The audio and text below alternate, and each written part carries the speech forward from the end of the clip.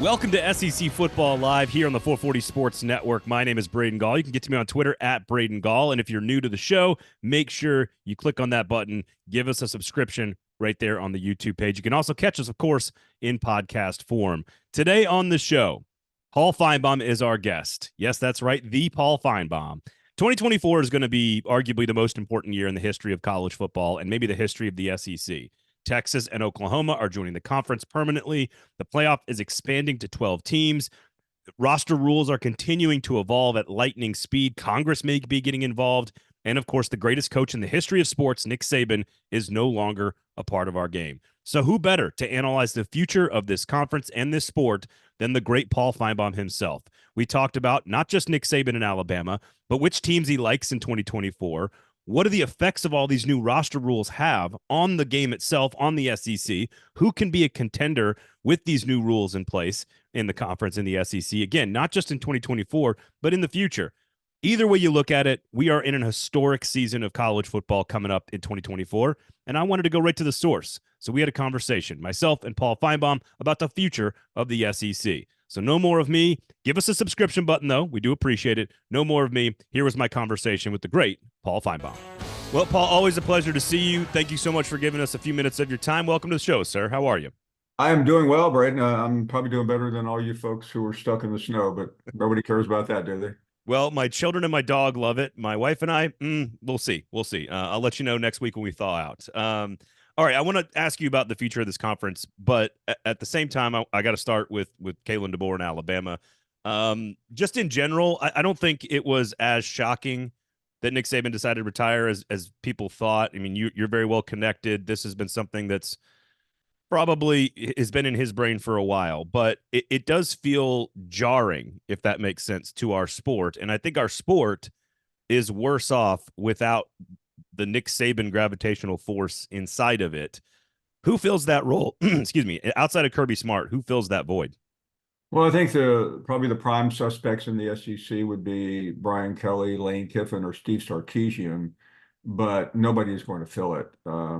Yeah, I mean, we're now a week and a couple of days later, and the aftershocks are being felt. And I don't think, even though we should have anticipated this, I don't think we were really quite ready to comprehend the world without Nick Saban in it, at least in the college football platform of coaching. Because I mean, I thought I'd seen all this before, Braden, and I'm tired of talking about it. And I'm sure the audience is tired of me referring back to my early days covering Bryant. But the world is so different. That took a long time to recover from, but most of what occurred then was years in the making. This seems a little more shocking, and historians can go back and maybe find fault with maybe a poor transition process, but right now it feels like Armageddon. Well, okay, so then Kalen DeBoer, in my opinion, just having been around this game, it feels like he checks as many boxes as you kind of possibly can in terms of, what he's already put on tape, so to speak, right? Like the winning, the offense, Washington's infrastructure behind the scenes from an NIL and collective standpoint is going to be one of the most advanced in the Big Ten when they move there. To me, that's a reflection of how he views that part of the game. We know Nick Saban didn't like that part of the game. And obviously pulling a pretty big staff, whether you like him or not, it's still some big boy moves by him to do this. He doesn't have the relationships in the SEC, but neither did Nick Saban when he came to LSU. So if Kalen DeBoer doesn't work and he fails and is out in 3 years, like every coach that's not been good at a major program in the SEC, what will it have been that undoes him? Well, I think it's always easy to do the autopsy before the guys even move, but we'll go ahead and do it. I think what you'll point to, if that's the case, is a lack of familiarity with recruiting down here. I mean, I use Brian Harsin. I really like Brian Harsin. I thought he was an excellent coach, but he never could understand it. And you don't have long to learn. And by the way, Brian Harsin 3 years ago had longer to learn than Kalen DeBoer. I'm not sure Kalen DeBoer even knows what hit him yet, because this portal transfer 30-day policy has never really been tested before, but it's being tested in real time. And, as we speak, it feels like the end of the world as we know it. I know that was a good REM song, but it's not really something Alabama fans want to hear.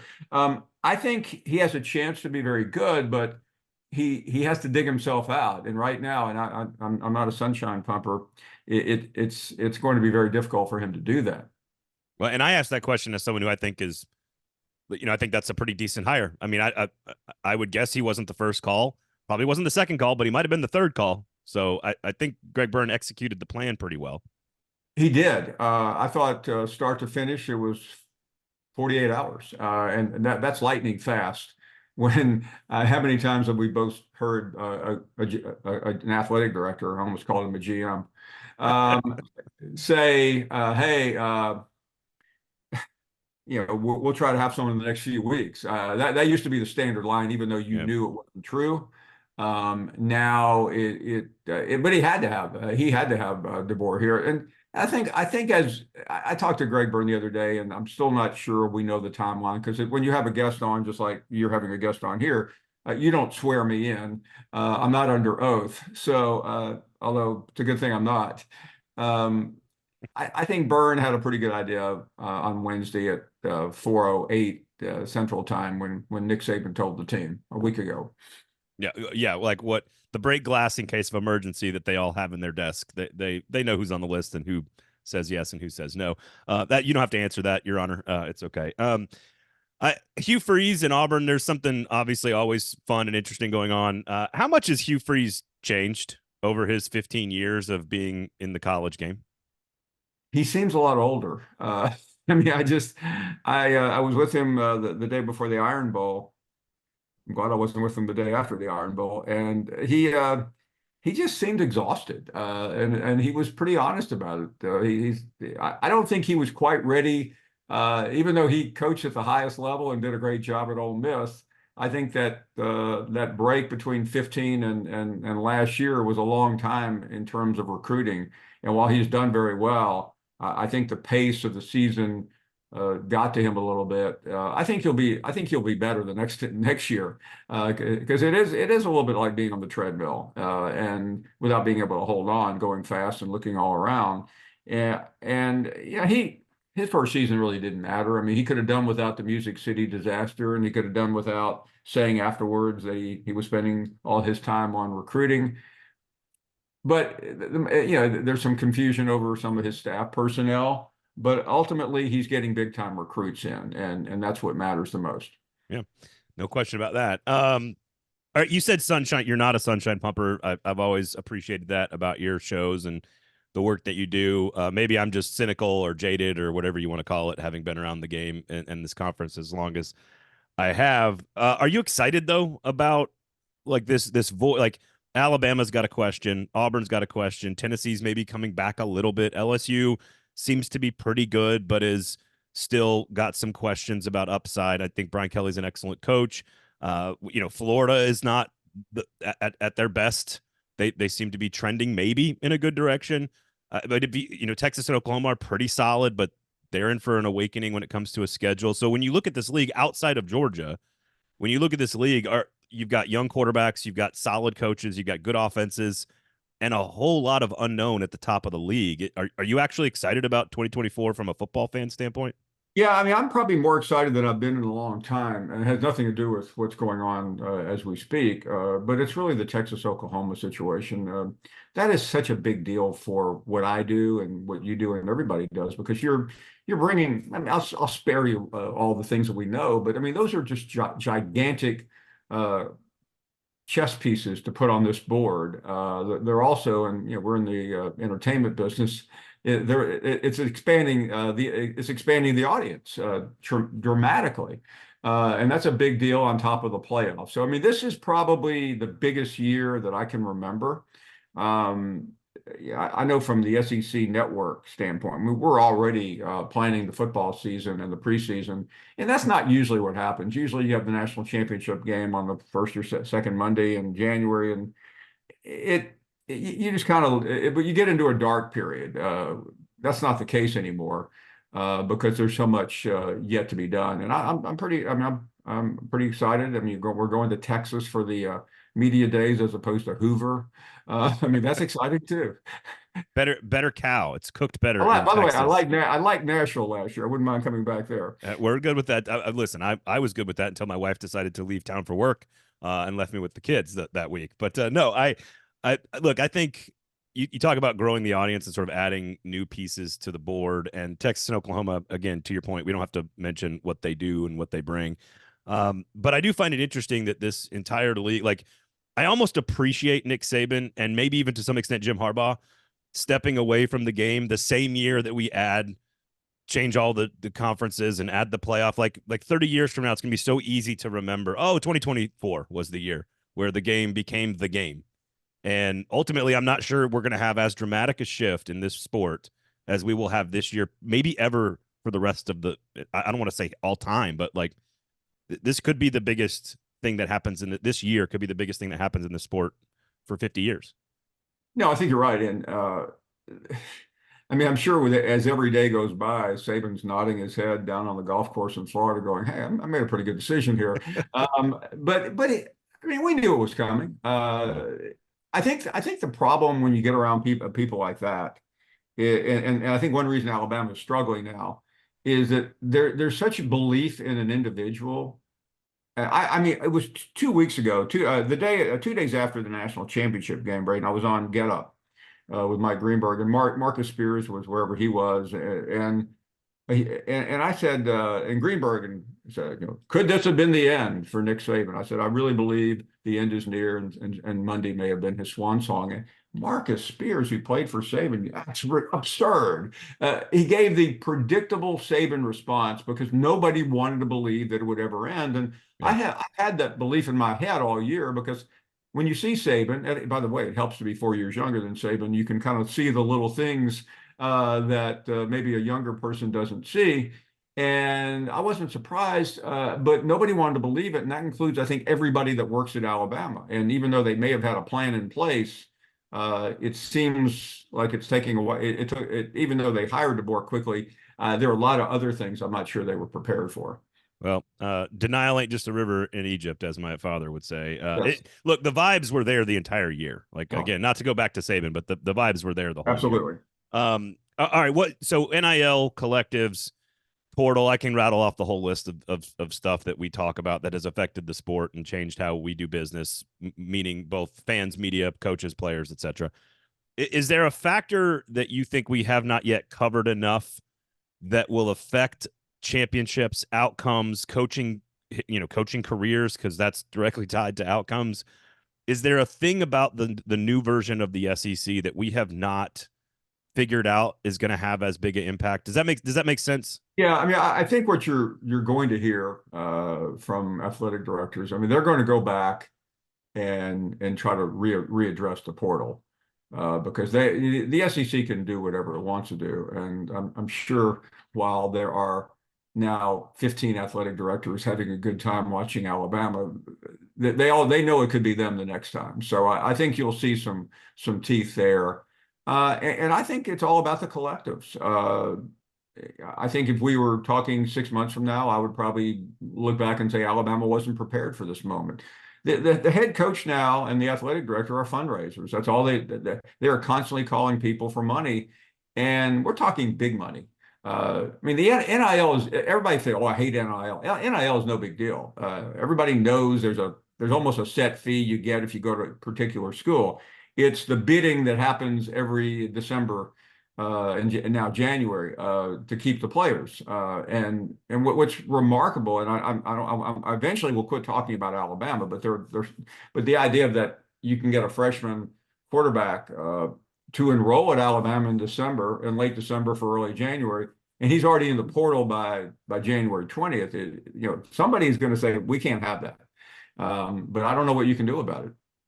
Well, and that goes to the NFL structure of how they space out their entire calendar. Some of that is done on purpose for content and for their media partners, but it also makes it easily digestible for fans. It makes it more fun to cover for the media. It makes it easier to understand if you're a coach, sort of understanding your roster, general managers, etc.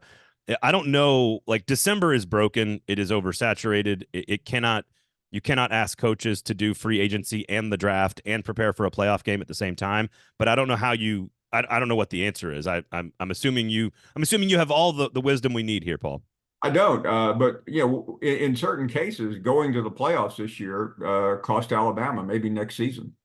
it's a Pyrrhic victory of sorts because yeah, you don't want a coaching change in January. So I mean, I think the problem with college athletics though is that every time they jump on a new problem, they miss something else, and it's like everything else. I mean, we just went through a pandemic where we learned what not to do more than what to do, and I think that's the same way. But I just there's such a disconnect, and I know I'm rambling about the bigger issues, but there's such a disconnect between what college administrators talk about and what players talk about and what fans are interested in. Fans only care about one thing, Braden, winning. They don't really care how you get there. They used to say, I used to hear from fan bases, well, we got caught by the NCAA. We need to take our medicine. Nobody says that anymore. It's just hire the biggest and the baddest lawyer. And it's like in politics. When somebody comes after you, we're going to come after you twice as hard.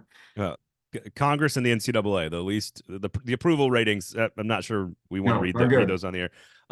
So to your point, like I think one of the things that is going to become something that like you talk about on your show a lot and that we talk about and that becomes the thing for the fans is going to be these schedules that are sort of imbalanced. And I think you're going to have teams with identical records that didn't play each other. I've long believed in getting rid of divisions. I think it's just a better system and to put the best quote unquote best two teams into a championship game. But that's not something we've spent a lot of time talking about, I feel like, because we're so focused on recruiting and the portal and all this, the coaching carousel and all this other stuff. I think at the end of the year, moving forward with 16 teams, I think we're going to be spending a lot more time debating how good team 2 and team 3 and team 4 were really because they didn't play each other. And I think fans need to be prepared for that. Yeah, no, I agree. It's often been said, if you're like on Wall Street, by the time everybody comes around to realizing the company is doing well, it's too late to buy it. And I think that's the same thing in athletics, where every time we get to a problem, there's another bigger one brewing, but we have to go through the machinations of trying to fix it. And we really do. I mean, everybody says we need to get rid of the NCAA. I don't hear the college. I mean, the college administrators need it, though. I mean, you have all these other sports that the NCAA plays a role in, so you've got to put up with the craziness of the rules. But I mean, the SEC is probably big enough, Braden, that they could just break away from everything, and Yep. the SEC championship will count as the national championship in the future. Well, let's just add the Big Ten for the sake of it, and Yeah, the power two okay, I breaks know. away. The power two breaks away. Saban as well as anybody in our line of work. He's hanging around Alabama, I think, because of like his own conviction of actually trying to help the players in the institution. I don't. It doesn't strike me as like this guy trying to hold on for dear life. Like you said, he's probably doing just fine on a golf course. The question is, does he come back? And is that an athletic director? Is that a conference commissioner? If Greg Sankey were to take another job, I know commissioner gets tossed around, but eventually we are headed towards collective bargaining, revenue sharing. We're going to eventually get to that point, maybe 10 years from now. But is he a guy that wants to be involved in the game at that level at some point in the future? I don't think so. Yeah, and by the way, I mean he showed up at that press conference, which grabbed a lot of attention. But I think his wife wanted him there, and I think he just simply wanted to let everybody know I'm here. But I bet he's not there. In fact, I know he's been in Florida this week playing golf, and everybody assumes he's going to go to work for ESPN. I do too. That's not going to be enough. He's got to find something else because this is a guy that bores easily. The reason I don't think he could be in administration is I don't think he has the patience for it. You sit around an athletic department all day and you're talking, doesn't matter, men, women, volleyball, softball, that's all you do. And he couldn't do that. And I think the commissionership would drive him crazy because he'd always be the smartest guy in the room. And Saban does not like people who aren't as smart as him. So it would be I think he's got I think, by the way, I don't know this because I've never retired, although I know a lot of people are hoping for that day. But I think he'll probably like playing golf and going boating and think. I mean, I have one place I live. I don't have a beach house. I don't have a mountain house. He right now has 4 homes. And he's just now collecting. So with a house in Tuscaloosa, one in Georgia, and 2 in Florida, including an $18.5 million home. I mean, you could spend a lot of time fixing those up and airing them out for the spring. And we're all married, so after you buy even $18 million, after 3 years, you're going to need a Oh whole yeah, new vibe in there. So, exactly. what's interesting about what that? I find that going back to this year and going back to some of the teams this year, and now I'll actually ask you about some actual football. The playoff is recalibrating sort of how we define success. In the '90s, sort of the big bowl games, there was about six of them, so we had about 12 teams playing in these major bowl games. That was the value that college football fans sort of placed on their season, not the national championship. And now we have again 12 teams making the playoff. It's about the same number of teams.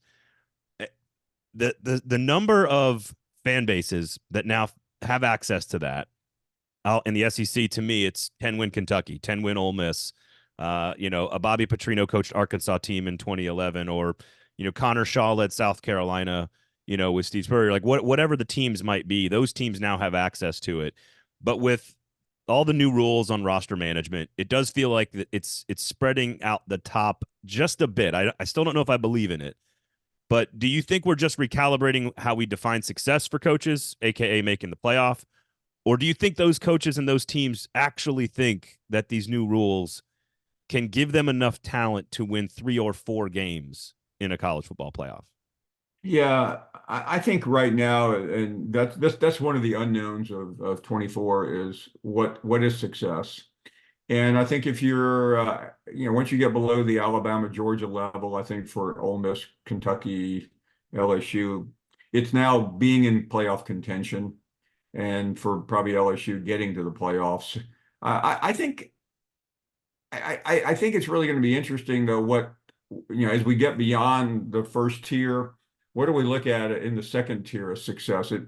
We're not going to be able to use, as you hear on these like noon games on Saturday. Well, if Vanderbilt wins this game, they're 2 games away from being bowl eligible.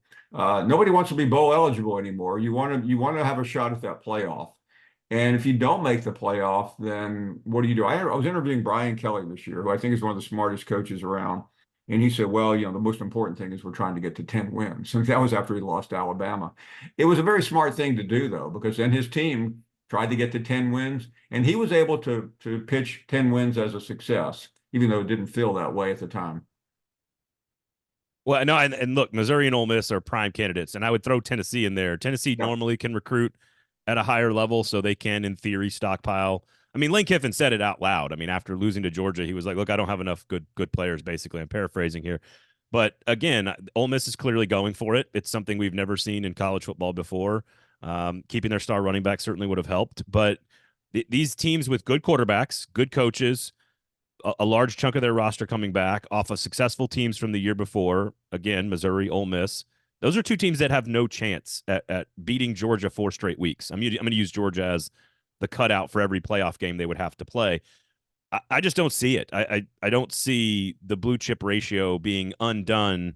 And maybe Washington is a proof point against this theory. Maybe I'm wrong on this, and feel free to tell me I am. But I still don't know if those teams. I think they can all get to the playoff. I think all of them can get there. The question is whether or not they can win 3 games against Ohio State, Alabama, and whatever, fill in the blank, Michigan, whoever it might be. I don't think they can, but it's like the NFL. It's like the NFL. What was the story of last weekend? The Cowboys losing.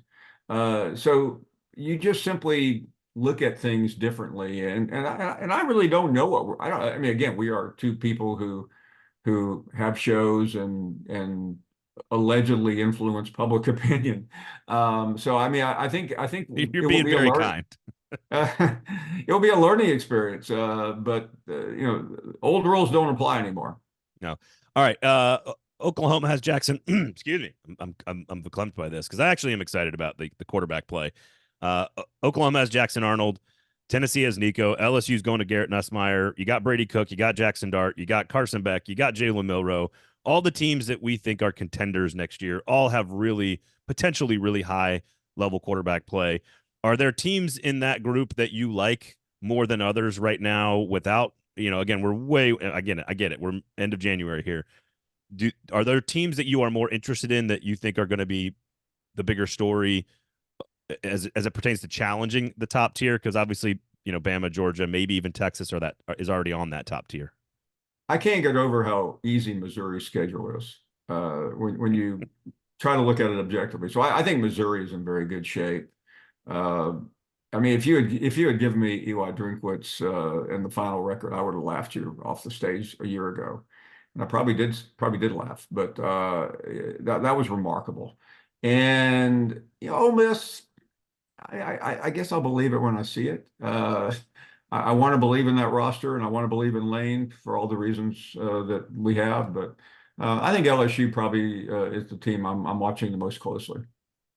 Wow, no, that's a total shot at Tennessee. Is all I heard there. Just complete disbelief in Nico. Uh, That's all I heard. That's all I heard. I want to see more. I really do. I was not impressed last year with Tennessee. Well, one bowl game does not a season of data make. That is for sure. All right. Well, thank you so much, Paul. Always a pleasure to have you on. We do appreciate your time, and obviously look forward to a great year.